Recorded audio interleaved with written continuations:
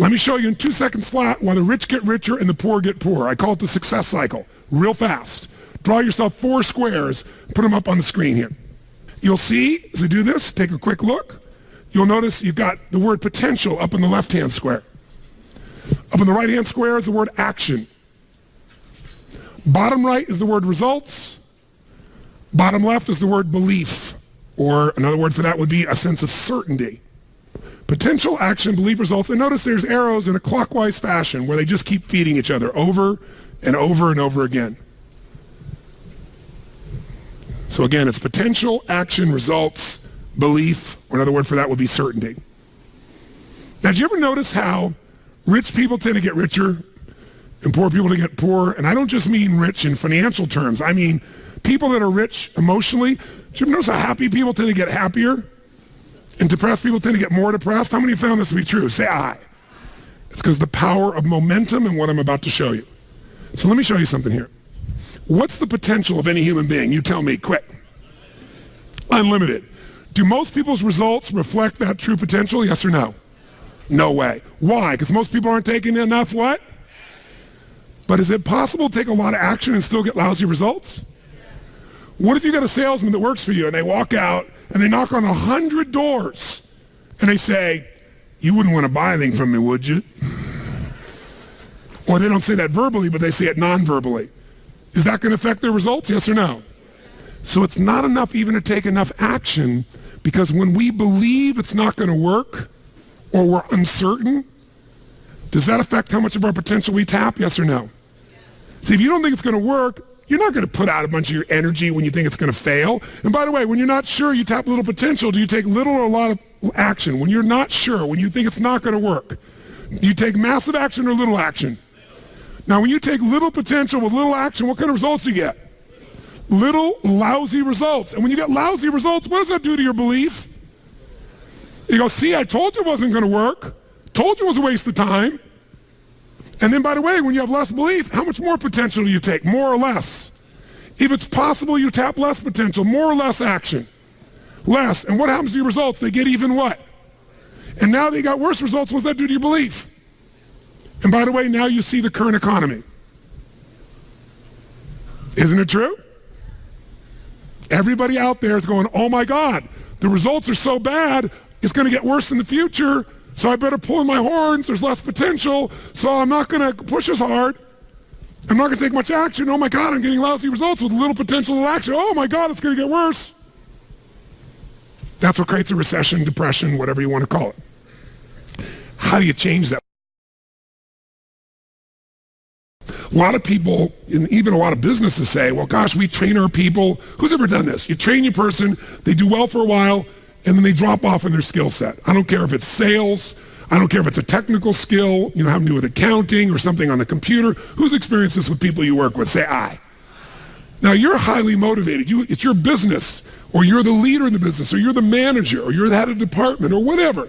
So you got a lot of drive. So you bring emotion to the table, and you do enough repetition that you master it. They don't. If you give up on them, you're losing and missing out on what it takes to train someone. So here's how training looks. In the beginning of training, when you first start doing something, how fast do people learn and make shifts? Slow or rapid? Huge rapid change happens, right? There's this giant growth that occurs. Now, what eventually happens to anybody when they start to learn something? A new sport, a new business, a new relationship. What do they get to? What do you call it? Plateau. So think of it this way. Some people, their philosophy of life is dabbling. Here's what a dabbler does. They take on a sport like, let's say, tennis. And when they're brand new, they know nothing about tennis. They don't know how to hold the racket. They don't know how to swing. They don't know how to keep score. They think love is an emotion when it's a zero, right? There's nothing, right? But from not knowing anything, in a short time with a little bit of training, do they get pretty damn good, yes or no? If this is 100% mastery and this is zero, they might go to 20 or 30% growth like that within a few days, a few weeks. How many follow what I'm saying here? Say aye. Now what's interesting is, will they top out, yes or no? There'll be a point in which they plateau. What's a plateau? It's when you're doing the same amount of effort, but you're not getting the same level of reward. You're not making the same progress. So in the beginning, how hard is it to make progress when you're a brand new company? I mean, Creating a product is progress. Selling your first customers is progress. Getting your first account is progress. Pretty easy, right? When you're in a new relationship, just learning about each other and connecting and being intimate, there's progress, right? In playing tennis, taking up a sport, there's so much progress. But in every human being's experience, there's a point where you're working just as hard, but not making so much progress, and people don't like that. That's why I told you this. And what some people do at that point, if they're a dabbler, they decide to quit. This is obviously the wrong job for me. This is obviously the wrong sport. This is obviously the wrong partner. I shouldn't be in a relationship with this person. The minute they get to a point where they're not being fed, their ego is not being fed, they're not growing, they quit. And so if this was, for example, a dabbler who was in a position of tennis, they might quit tennis and now they say, you know what, I'm not a tennis player, I'm going to do racquetball. And they get so excited about racquetball because like, oh, this is cool, look at this, because within a few days, what happens if everybody? They start from zero and what happens? Lots of what? Tell me, lots of progress, which feels really good, really fast. They didn't know how to racket. They didn't know how to turn. There were walls all around them and a ceiling. In a few days, bam, they're smashing off the back wall and the side wall. They're doing things Z's. And I mean, it's really cool. Plus, they get a new outfit and stuff, so they look cool. They got goggles. They join a new club. There's all this progress and stuff. So guess what? Grow, grow, grow, grow, grow. Everything's great, great, great, great, great. But eventually, who knows what happens? Eventually, they hit a plateau. And guess what? Rather than training themselves further for mastery, what do? They say it's the wrong sport. I shouldn't do this. I shouldn't be a racquetball player. And if I was going to show you as an example, you grab this real quick. If they've gone out and they've made all this progress, they're real happy. They go, go, go. They're growing, growing, growing. Boink, they hit this plateau. Wrong sport. Not a tennis player. Go up like this, boink, racquetball, all of a sudden, working hard, not getting the result, wrong thing, wrong relationship, wrong job, wrong mission. So then they go out and play golf and they go, boom. They don't even get the progress. And they go, I didn't need to use the F word that many more times in my life, right? You know, different piece. Now that's what a dabbler does. And by the way, dabblers by their nature are unhappy. Think about this. Even with all the economic challenges that exist, most people in North America, for sure, have a better quality of life than 95% of the planet. 95% of the planet is living on what? How much? 2/3 of the planet, I should say, is living on $2 a day. Your worst nightmare is somebody else's greatest dream. Most of the planet's greatest dream. Your idea of economic downfall is somebody's dream. That's the truth. And so what happens, though, is, would you agree we have more choices, more freedoms, more opportunities today than any time in human history, yes or no? Yes. Are most people happy? Is their happiness tied to the quality of life they really have? Because we're a world now that's shallow. Most people are dabblers. They try something for a while, it doesn't work out, they do something else. Now, you wouldn't be in this room for 5 days if you were a dabbler, but how many of you got to deal with some of these dabblers out there? Say aye. Dabblers are the people you want to make sure you keep off your team or get off quickly because they're going to quit anyway. And the time, energy, and effort it takes to train a dabbler is the same energy you could have a platinum player. And we're going to show you some ways to do that later on. But let me show you another path for a second before we show you the rest of the training effect. Let's take the path of what I call a stressor. Here's the stressor's philosophy. I find the way. Who can relate to this? Say I. I'm going to find the way, I'm going to achieve it. So they take up a sport like tennis, and it goes like this, and they're doing really, really well, and it's going really good, but eventually, boink, they hit a plateau. Here's the difference. Does the stressor quit? Ever quit? Yes or no? Absolutely not. What does the stressor do when it doesn't work out? What do? Do they settle for it? What if they actually get a little worse for a short time? What happens? They really get stressed when they go, screw this, I'm going to find a way, I'm going to break through, I'm going to learn a book, I'm going to find someone, I'm going to get a coach, I'm going to make this thing happen, I'm going to find a way, I'm going to find whatever it takes to make this thing happen. Poosh! And they break through, ladies and gentlemen. Come on, they break through, ladies and gentlemen. Who knows what I'm talking about here? Say I. And by the way, they break through and all of a sudden they start making progress and they're so happy, and all of a sudden, guess what happens? Boink. And they go, damn. How the hell, well, how could that happen? I've been working my tail off. I just had this breakthrough. I just worked through this thing. I just fought through it. But by the way, do they hit another plateau? Yes or no? So what happens here? Do they give up? Do they quit? Do they go, it's the wrong sport? What does the stressor do? They stress out. Shit, I'm gonna find a way. I'm gonna make this thing happen. I gotta make this thing. Come on, figure something out. Let's find this thing. I'm gonna work hard. I'm gonna make more calls. I'm gonna make this thing happen. And all of a sudden, eventually, what happens? Poof! Ladies and gentlemen, they break through again. Come on now.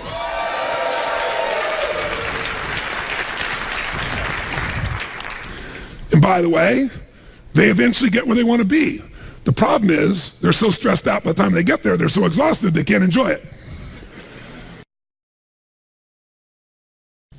Every person in this room who described failure described it for the following reasons. And I gave all the reasons: time, money, network we don't have, people we don't have, not the right management, not the right people, right? We don't have the resource. And they went through this whole thing. I said, what all these things, not of Supreme Court justices, what they all have in common is you're all saying we didn't have the resources to succeed. Money is a resource. Time is a resource. Technology is a resource. People is a resource. Experience is a resource. Supreme Court justices are so many resources, right? And they all agreed. I said, here's the only problem. I said, in my experience, and you correct me if you're wrong, and I want an honest answer. When we get out of ourselves and we look at human beings and their ability to succeed or fail, how many people you've ever met who did not have the resources and they beat somebody who had all the resources? I said, resources, when you look at the most powerful and effective people in history, were never the problem. They didn't have the resources, but they got them. How do people get resources when they don't have them? And the answer is they're resourceful. The ultimate resource is resourcefulness. That's what makes someone successful. And here's what's great about resourcefulness. Who has it within them? Who? Who? Every human being. But the question is whether you access it or not. Now, strategic innovation is different than just constant, never-ending improvement. Constant, never-ending improvement is a very, very important principle. If you're not constantly improving, you're definitely going to be passed up by your competition. But if you're thinking about strategic innovation, what it really means to me is rewriting the rules for competition within an industry, within an area. When you change how people compete, when you change the rules, you take over that industry. You shift completely the game. So in my industry, the vast majority of people spoke and still do for 1 to 3 hours, which many of you yesterday wish I was one of those people. But that's usually it, because what it was is about inspiration, right? It's inspire people. And what happened for me is 90% of them are an hour or 90 minutes. And I was like, it's wonderful. That's a useful tool. But, inspiration is like motivation. Motivation's nice, and it's like a bath. It doesn't last, but you still take a bath every day. But my view was, how do I get people into immersion? How do I put people in an experience where their life really changes? And so I changed the game, and people never even considered saying, we're going to do 3 or 4 days and nights where you're going to go 50 hours. No one will sit there. They won't sit for a 3-hour movie that someone spent $200 million on. But I changed the game. I changed the rules, because once people got the result, even if in the beginning it was tough on them, by the end, the level of transformation was so huge, it changed the rules, it changed the game, it changed the size, it gave me a brand, it let me dominate an industry. Because when people walk up to me throughout my life, the number one phrase, you can see me anywhere in the world, dozen times a day, not in a seminar, just walking around, is, oh my God, Tony Robbins, you changed my life. It's like, I always say, you changed, but thanks for the credit, I'm glad I helped. But they'll say that like clockwork, every single time. That's different than I like your product. That's different than I enjoyed your seminar. You changed my life. That changes the rules for competition. That created a different way of competing. Now, I didn't do it to compete. I did it because my passion was, I love people, and I don't want them just to be inspired for the moment. I want to make sure they really have the tools, the skills, the ability, the shift that creates a lasting change in their life. And I wouldn't settle for anything less. So you don't have to do it to compete. You strategically innovate because you're obsessed with meeting the needs of your clients. Is it the single most important skill in life? We hate the word selling, so I'll give you a word that it really is, that doesn't have the negative connotation. It's the word that all leaders have. What would that word be? Influence. What changes companies is leaders. The only way to change a company is leadership. If I want to change a company that I own and I want to make a shift in that company, the number one thing I'm going to do is shifting leadership. That might be taking leaders to a different level. That might bring new leaders in. That might be new leaders of new voices with new perspectives, with new skill sets, new directions. But we need to take things to another level. Leaders solve problems and leaders maximize resources. If you're going to solve problems, you can't do it yourself or it would have already been solved. You have to get others to help you to do it. That requires influence. True? If you're going to get people to maximize resources, that requires influence. If you're going to get people to partner with you, provide you resources, capital, suppliers, anything, that requires influence. If you're going to have an impact on your kids or your community or the world, that requires influence. There is no more important skill of leadership than influence. And yet most of us think of it like selling, and as a result, we don't master influence. So I'm not here today to try and get you to become a master of influence in 45 minutes or so. Am I chatting with you here because we have so many of the speakers. This is the area of life I am most focused on. Because I know that if you can't influence, you can't lead. But if you can influence powerfully, intelligently, with integrity, there's no limit to whatever you can envision and what you can make real. And if your influence becomes not just you as the influence, but you're able to influence systems, people, company, culture. If you can turn other people into influencers, now whatever you vision about can be made into a reality. And so as a skill of influence, we got to ask ourselves, how many agree leaders are what change companies? Raise your hand if you agree with that. Say aye. Aye. And leaders' number one skill is influence. If you agree, say aye. Aye. And then the question becomes, how do you influence? If I can be part of what helps you, but you do the major work or you make the final thing, you're going to own it more. So what I would do with people is I'd say, simple, here's your problem. I want you to write down what the problem is and describe it in 2 sentences max. This is your memo. 2 sentences, crystal clear that anybody will understand it. If you have to write more than 2 sentences, you have to tell them a paragraph, the question doesn't work. It has to be maximum of 2 sentences, ideally 1, so crystal clear, anybody can understand it. That's number 1. So you write that down. You write down, define the problem with precision. Describe the problem or the request. And sometimes it's not a problem, sometimes it's a request. Can we turn the air conditioning up? Can we turn it down? Can we have lunch at whatever time? Can we do this? Can we do that? Whatever the request may be. So you write it down. Then the second thing I have them do is describe 3 solutions to their request or problems. 3, and I use keywords, 3 cost-effective, intelligent, viable solutions. Might be viable, time viable, resource viable, whatever the case may be, viability. So what are 3 intelligent, practical, viable solutions that you believe we can implement, to solve this or to meet this need? By the way, why do I have them come up with 3? Someone tell me why. 1 choice is no choice. 2 choices is a dilemma. Until you have 3 choices, you're not at choice. That's my rule in life. You may not like all the choices. Whenever you think you have 1 choice is no choice. If you got 2, you're in a dilemma. There's always at least 3 choices. Plus, I'm making that person become a problem solver. If I solve the problem, they'll just have a new problem for me to solve. But if I can teach them to be a problem solver, the game changes. How many follow? Now, sometimes this is less efficient, but with a mass audience, it was very efficient. And then they turn that in, and then I have a choice. I can now respond back by saying, circle, I accept your request, or I think solve the problem, we'll do it with your number 1. Or I could modify it, I'm willing to do that, but I think we need to do this and this is the way to do it. Or I could reject it and tell them why. And then we'd have this communication. It was very efficient. This is very different than, tell me what you think we should do in a suggestion box. So now, tell us your question and then tell us at least 3 answers.